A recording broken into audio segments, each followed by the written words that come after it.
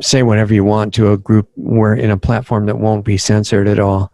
And the main thing I think people are worried about, well, there's two things. They keep asking us since you were on, especially about relocation and the shrinking areas that are being good for people to go to. Somebody recently asked me about,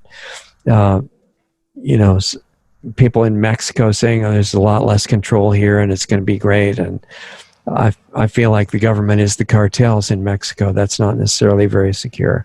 But then they were saying, what about the states? And it's shrinking, compared to what you originally wrote in the book. And the other thing is, what happens when they come to your door with some version of first of all, the tracing and the tracking and the testing? And because a lot of governors and health officials are saying, testing, testing, testing, we have to do all this testing. And they forget to mention that the testing's not even for the virus. It's coronavirus, so they can call it positive. And then they want your phone. And people are trying to get off each other's contact lists now. And then what happens when they come to your door with the vaccine? If they do that, I think now that less likely than coming to your door, they're probably just going to say it's totally voluntary. You just can't do anything if you don't get it. And the companies are such yes men to this. They're going to be mandating the vaccine to work as a condition of working at these buildings. And when you have a lot of other people around, mark my word, it's the companies that are going to enforce this. And so government can get around the mandatory vaccine being legal, just like Utah did with calling these shutdown orders voluntary.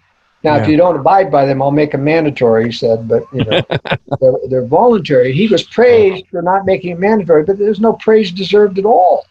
It's the same agenda. And these companies that are going on. So I have told people in the last brief, you need to be prepared if you're in the medical field to get out, because you're going to be required to take the vaccine. Right. And what you're talking about is people being prepared to not have an income. Or to switch and start now to prepare for something else, to become a private contractor, which they can't control you, And it's amazing that one of the silver linings, there's two silver linings on all of this, is one, the number of people who have decided that, I can work from home, and they can no longer tell me I can't because I've been working from home for 3 months. They forced everybody to try it, yeah. And the other thing is the millions of people that are deciding that because of the school shutdowns, we're not going to mess with it. We're going to homeschool. Literally millions are now applying to homeschool, and the school districts are not letting them out. And the Homeschool Defense Association is busy calling these school districts and reading the law to them that they have to let people loose. There's a homeschooling law in every single state of the union, and they have to do that now. So this is a silver line the globalists have to be worried about. They're trying to destroy homeschooling. There's a professor at Harvard, Elizabeth Bartholet, that is trying to destroy homeschooling. And that's the one that says parents have no right to raise their children or something like that. Yeah, and propagandize their children as if the schools are propaganda. They give them all biased information. That's right. So we're heading for Germany, where Germany has outlawed homeschooling nationally, that nobody can homeschool. But I don't think there's such a big movement. I just don't think they're going to get there easily.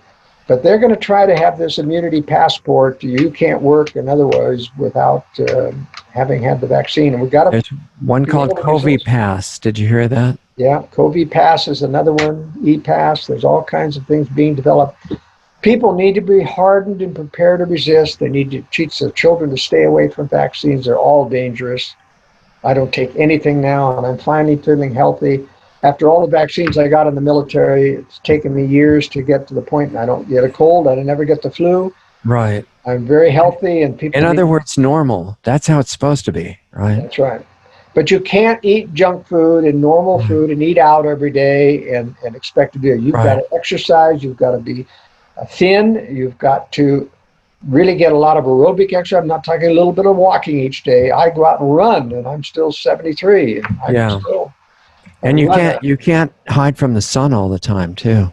That's right. You need the vitamin D3 that comes from the sun. That's very, very important. Plus, it would be good to sleep sometimes. Well, how do you interpret what Trump said about, yes, this will be voluntary. It's only for the people that want it, but the military is going to distribute it. What does that mean?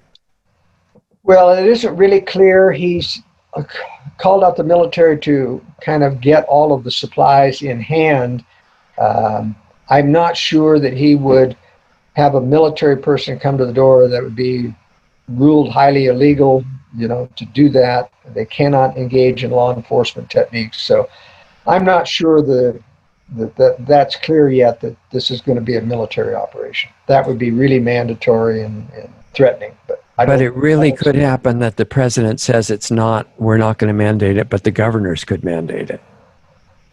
Yeah, I expect the governors to be taking the lead, using the 10th Amendment freedom of states to tyrannize, to do that. And so we've got to really watch out. But there's a lot of conservative legislatures which are starting to resist now, these governors. And I think if they start mandatory vaccines, there are vaccine exemptions in almost every state of the union now. And they have to undo those legislatively before they can enact this mandatory vaccine. Yeah, so the question is, how much control do they have over enough legislators to do it, right? Yeah, it's significant. But remember that, our side is getting restless. A lot of mainstreamers are getting restless. They don't like these lockdowns. I think they've overstepped their bounds and people are going to rebel. Yeah, so that part is really hopeful. And there have been a lot of demonstrations everywhere. Michigan's been an example, but there have been others in California and places like that. But it's important for people to prepare to lose. Too often conservatives keep waiting for a savior to win. I have no confidence that we're going to win. We're going to continue to lose slowly. That doesn't mean we give up. It means you have to harden your forces. You have to harden your children. It's time to get your children toughened up.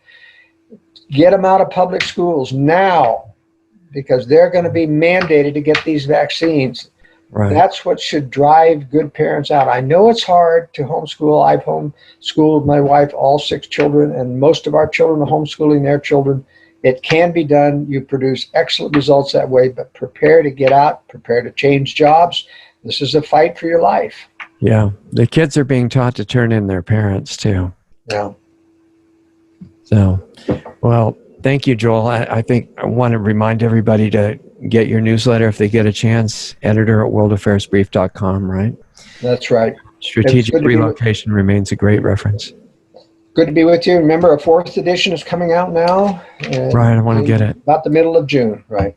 Okay. Well, let's stay in touch, because I have a feeling that things are going to keep accelerating in how they change and develop. And might be good to keep talking and letting people know the updates.